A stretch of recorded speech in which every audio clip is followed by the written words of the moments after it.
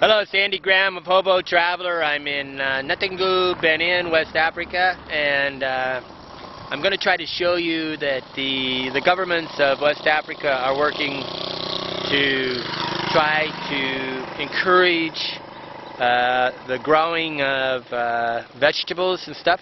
The Sub-Saharan Africa has like a 10,000-year tradition of eating like 5 different foods, and they really need to increase the different types of nutrients that they're eating by vegetables and lettuce and carrots and pickles and all these different things that we might consider normal. And a lot of the babies die because of lack of nutrition, and strangely they've always died, so there's nothing new. So they just realized in the last couple of years that they didn't have to die, and a lot of the governments are growing vegetables. I'm going to go show you a sign now.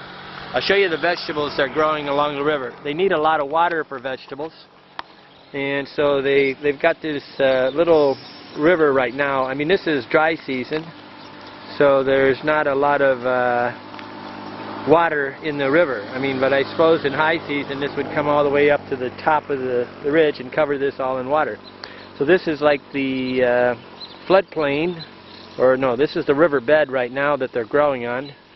And you can see they got sort of like irrigation canals in inside the vegetables. See the little canals?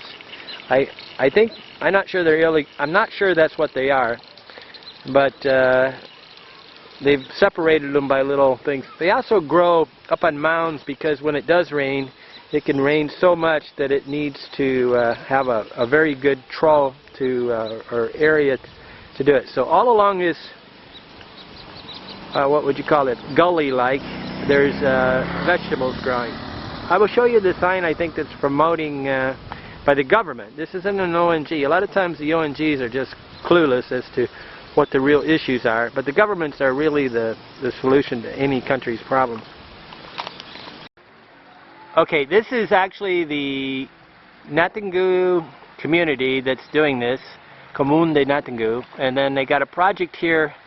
The river's name is Forigninker, and they're trying to encourage people to plant things on the riverbanks so that the soil doesn't erode.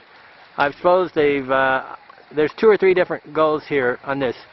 What's nice too is they've got a real funny cartoon here that says, "Really? Vraiment? Vraiment?"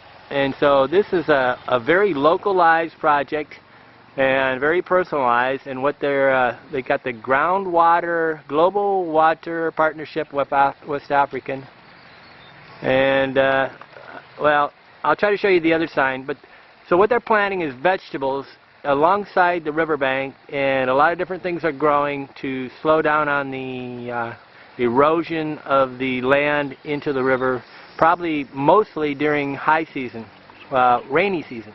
Okay. This sign actually is not what I thought it was. I thought it was some promotion of vegetables. They're actually doing the vegetables, it looks like, on their own, or maybe they're growing the vegetables as a way to stop the erosion. But whatever the case is, Benin's quite progressive here.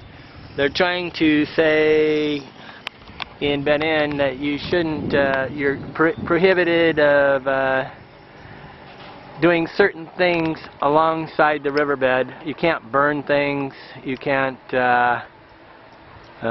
do certain projects. I'm kind of lost here. Coupe des bois. You can't cut the trees.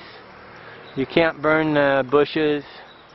And I don't know what the other one is. But this is the actual neighborhood of Natitingou being very proactive in their thing.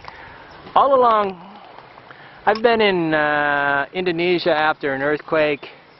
I've been in many places, in Thailand after the tsunami. Generally, the best massive change is done by the military. I mean, if you want to save the people in Indonesia, the military came in after the thing, and then the NGOs took credit for it. The heavy lifting was done by the military. The heavy lifting really needs to be done always by the local country, because for one thing, they understand their culture better than the ONGs or the NGOs. But then, as Sub-Sahara really constantly needs to have a focus on growing vegetables, so that